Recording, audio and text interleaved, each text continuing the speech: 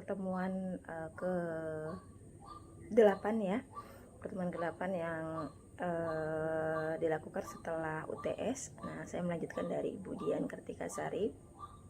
Nah, di sini saya akan menyampaikan beberapa pembahasan. Nah, hari ini yang pertama saya akan memberikan materi terkait teori fisika farmasi, yaitu mengenai sistem koloid. Nah, adapun standar kompetensi dari materi ini yaitu menjelaskan sistem dan sifat koloid serta penerapannya dalam kehidupan sehari-hari. Dan kompetensi dasarnya itu yang pertama membuat sistem koloid dengan berbagai bahan di sekitarnya, kemudian mengelompokkan sifat-sifat koloid dan penerapannya dalam kehidupan sehari-hari.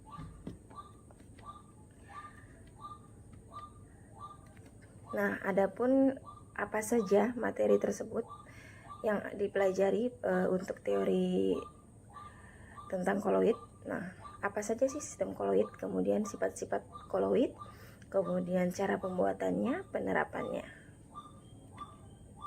Nah, yang pertama ini tentang sistem koloid, yaitu yang pertama adalah tentang dispersi.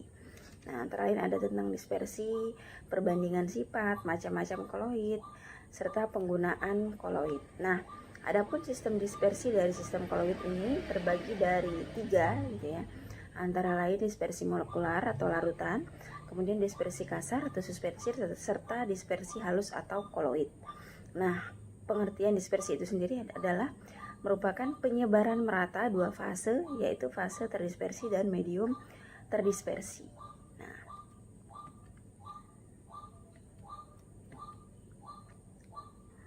Nah, ini merupakan gambaran gitu ya, gambaran contoh dari sistem dispersi. Nah, yang ini ada yang pertama adalah dispersi molekuler atau larutan. Nah, itu jernih ya, terlihat nampak jernih. Kemudian dispersi kasar atau suspensi. Nah, itu terlihat ada partikel. Nah, kemudian yang ketiga ada dispersi halus atau koloid. Nah, ini terlihat ada seperti partikel kecil. Nah, fase dispersi tadi ya sebelumnya adalah merupakan penyebaran merata 2 fase, yaitu fase terdispersi dan medium terdispersi. Nah, fase terdispersi adalah zat yang terdispersikan. Nah, contohnya misalnya larutan susu. Nah, jadi dalam larutan susu itu ada zat, fase terdispersinya adalah zat yang terdispersikan. Nah, artinya itu adalah bubuk susunya, itu adalah fase terdispersi. Nah, kemudian medium terdispersi adalah medium yang digunakan untuk mendispersinya, nah, yaitu air. Nah, jadi air susu tadi, larutan tadi, medium terdispersinya adalah air. Nah, artinya medium terdispersi adalah medium yang digunakan untuk mendispersi, dan fase terdispersinya adalah bubuk susu tersebut. Itu merupakan zat yang terdispersikan.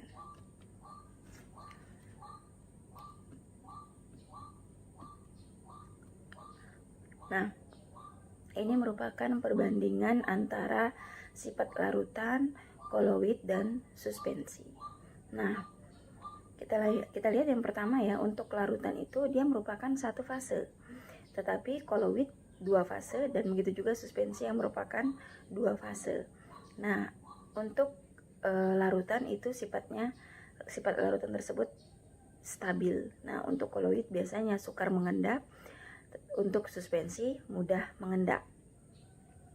Nah, kemudian untuk larutan biasanya tidak dapat disaring karena tadi ya tidak ada partikel sehingga tidak dapat disaring. Kemudian untuk koloid dapat disaring dengan penyaring ultra. Nah, untuk suspensi biasanya dapat disaring. Kemudian larutan biasanya homogen, kemudian koloid biasanya tampak homogen, dan suspensi itu merupakan larutan heterogen. Nah, untuk larutan ukuran partikelnya biasanya kurang dari 1 nanometer. Untuk koloid biasanya berukuran partikel yaitu 1 sampai 100 nanometer, dan suspensi memiliki ukuran partikel lebih dari 100 nanometer. Nah, selain itu larutan itu biasanya merupakan sistem dispersi molekuler. Koloid merupakan sistem dispersi padatan halus, dan suspensi merupakan sistem dispersi padatan kasar. Nah, ini beberapa contoh Untuk larutan biasanya contohnya larutan gula, kemudian ada air laut. Nah, untuk koloid biasanya contohnya sabun, susu. Untuk suspensi biasanya contohnya antara lain campuran air dan pasir.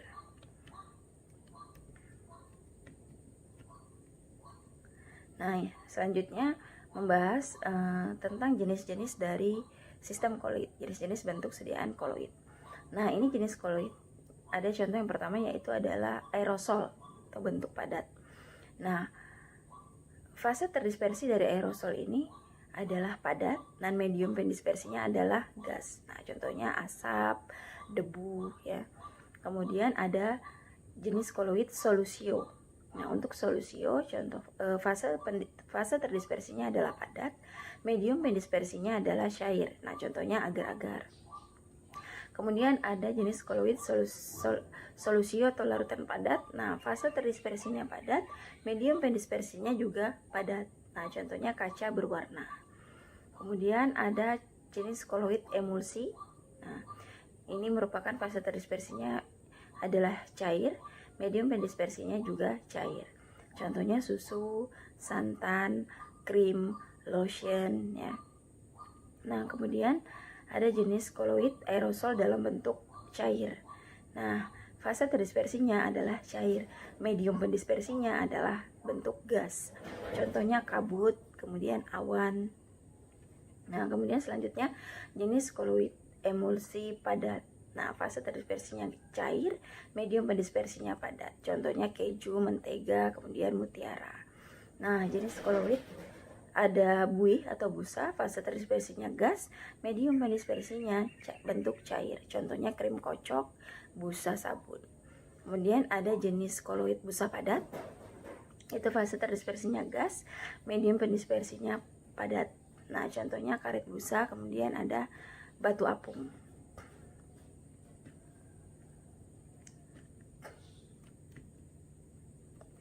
Nah, selanjutnya kita ke penggunaan koloid.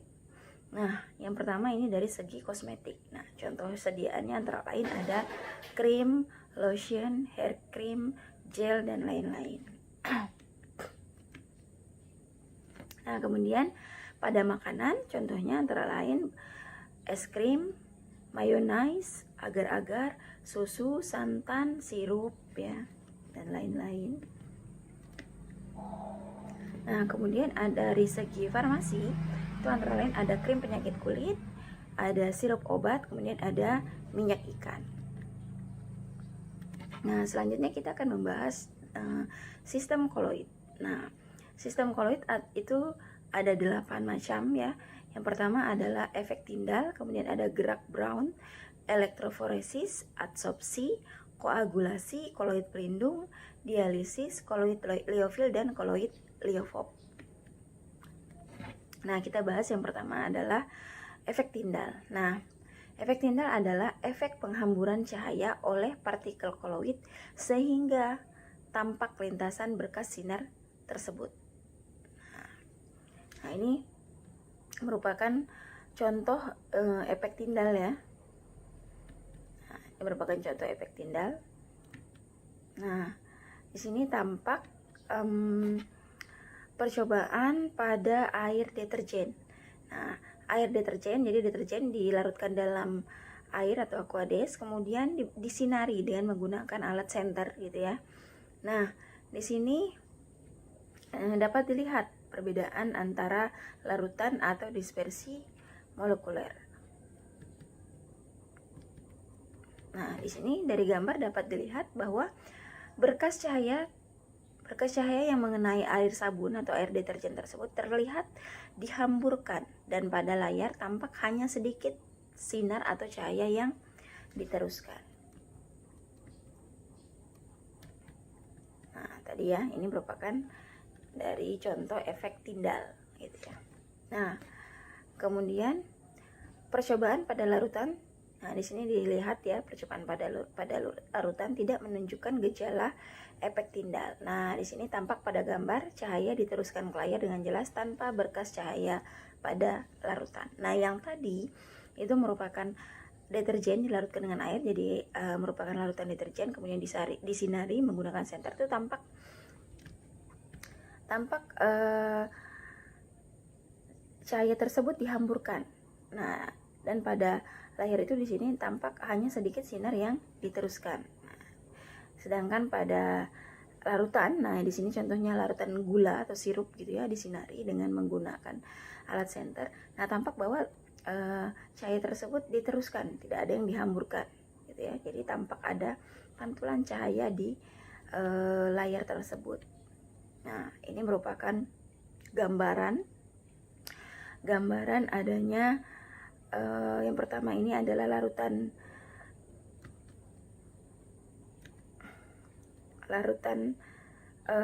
pada larutan gitu ya. Nah, ini merupakan contoh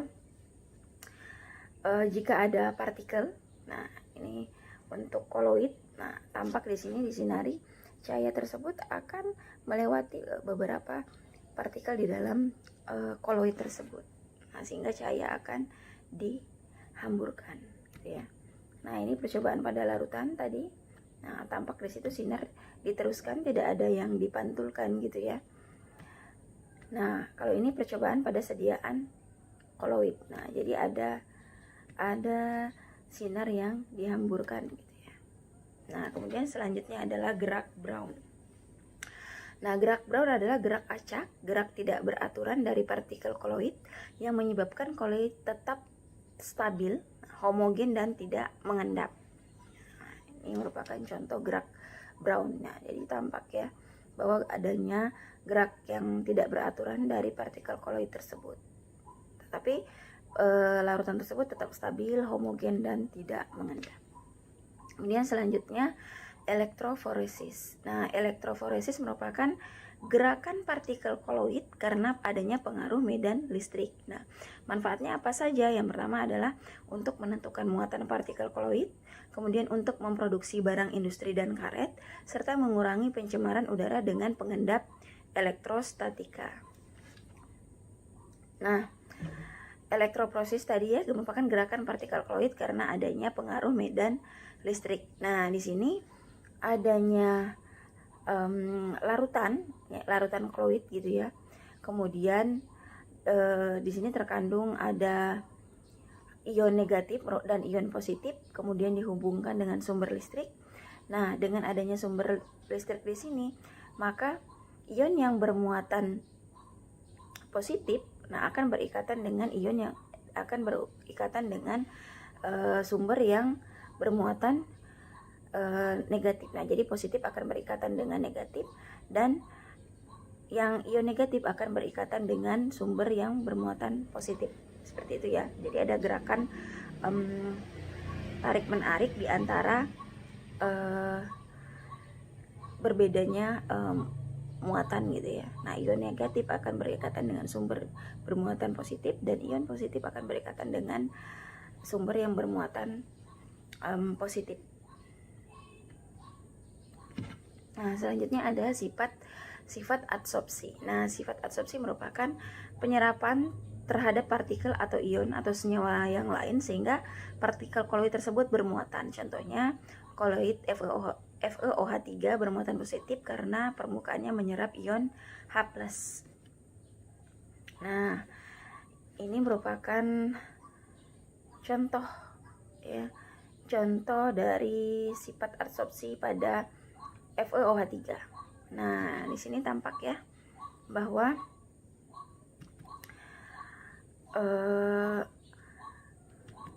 koloid FeOH3 tersebut bermuatan positif karena adanya permukaan H+ ya, permukaan ion H+. Nah, tampak permukaan ion H+ berikatan dengan FeOH3.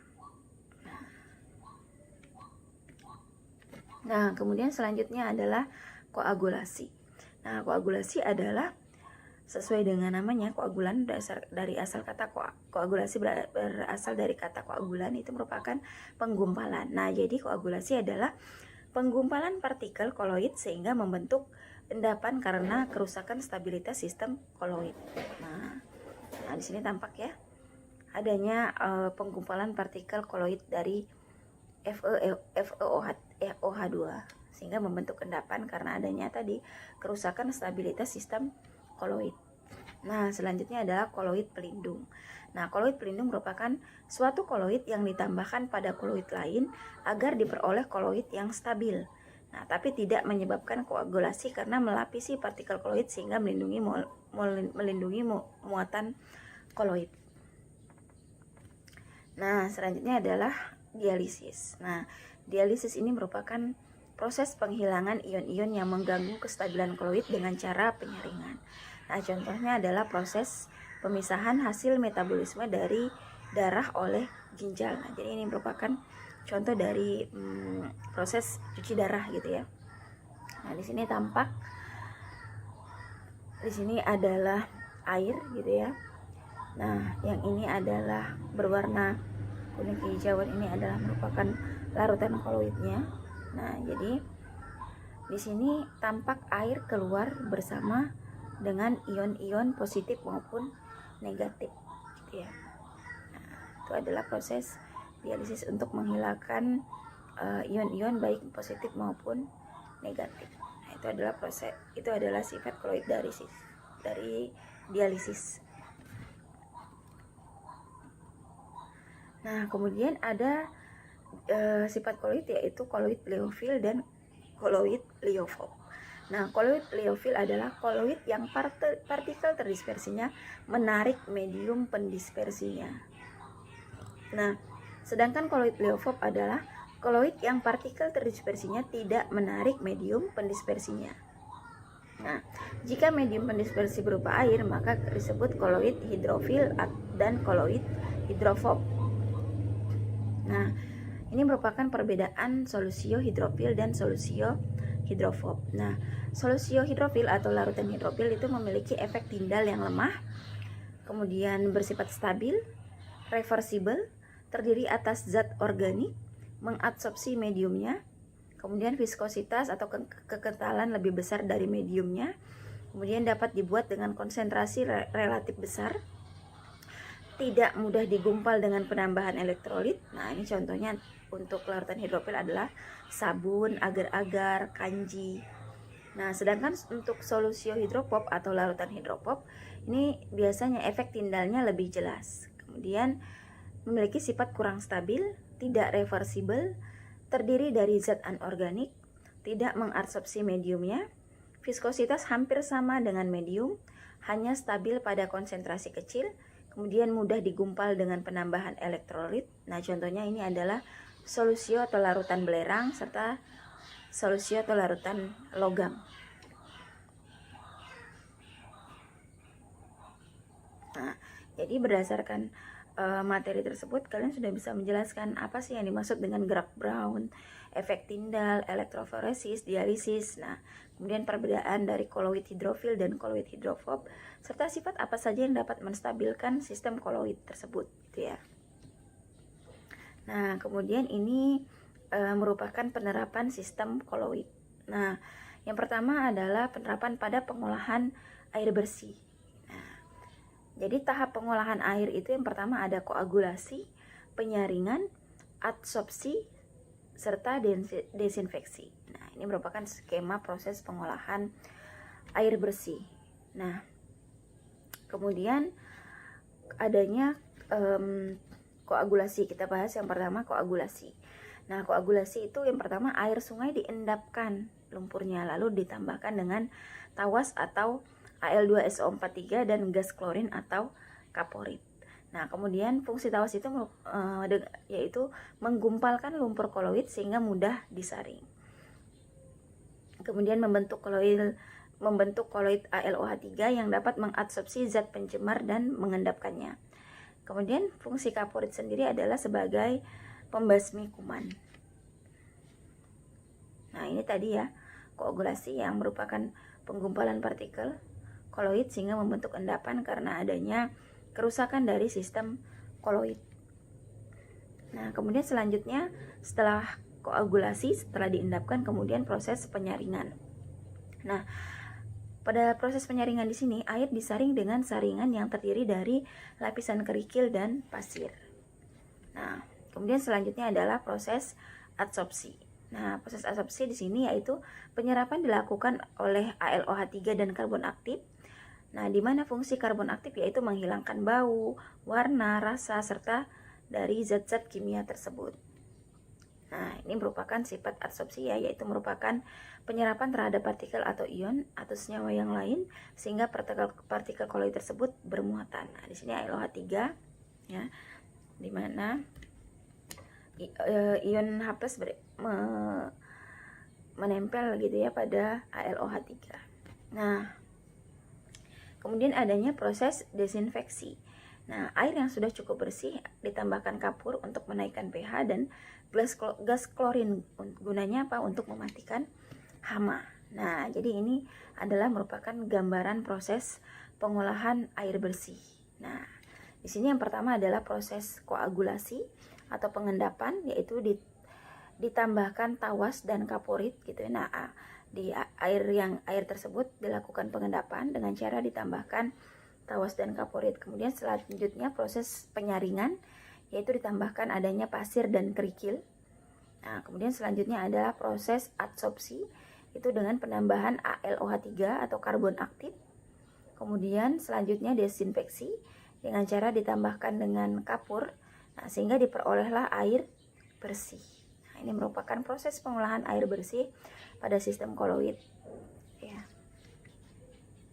Nah, kemudian cara pembuatan sistem koloid. Nah, yang pertama ada cara kondensasi, kemudian cara dispersi, serta koloid asosiasi.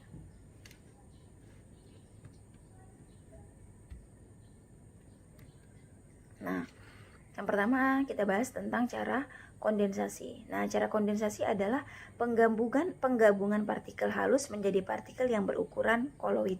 Nah, caranya yang pertama adalah pendinginan. Nah, proses ini akan menggumpalkan ion larutan menjadi koloid.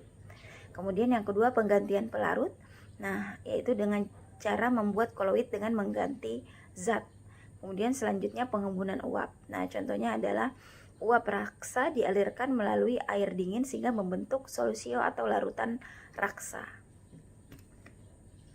Nah, kemudian reaksi pengendapan. Nah, reaksi pengendapan ini merupakan dua larutan yang mengandung larutan elektrolit dicampur sehingga menghasilkan endapan berukuran koloid.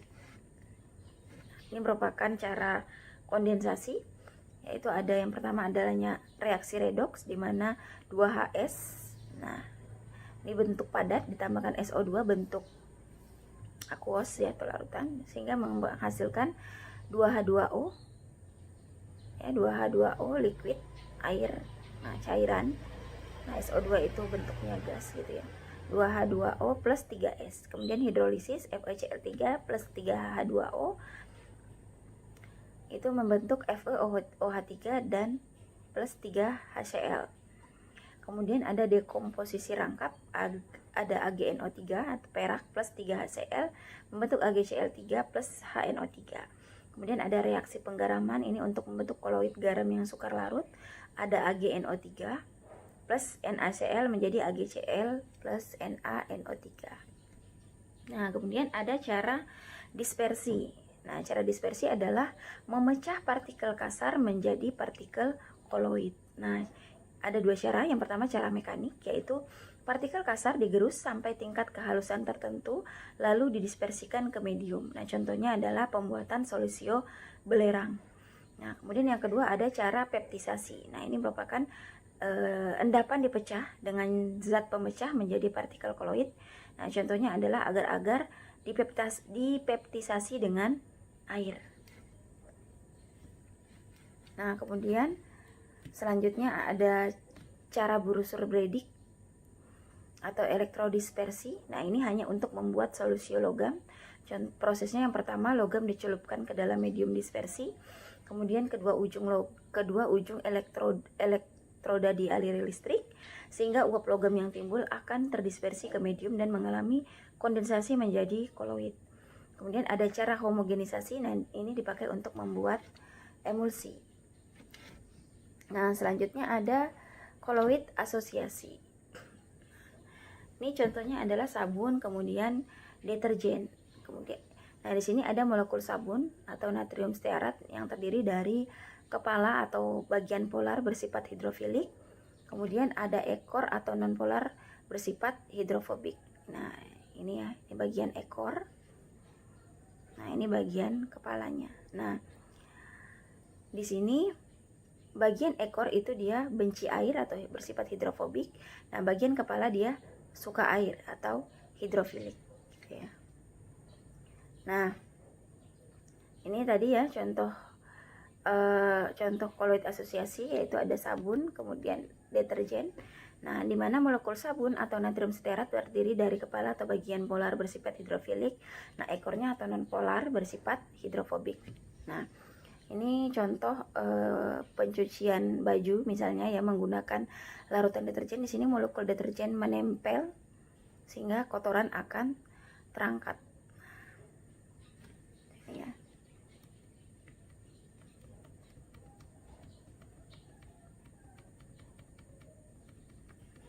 Nah, sekian untuk pertemuan pertama tentang sistem koloid. Saya tutup. Saya ucapkan terima kasih. Wabillahi taufiq walhidayah. Wassalamualaikum warahmatullahi wabarakatuh.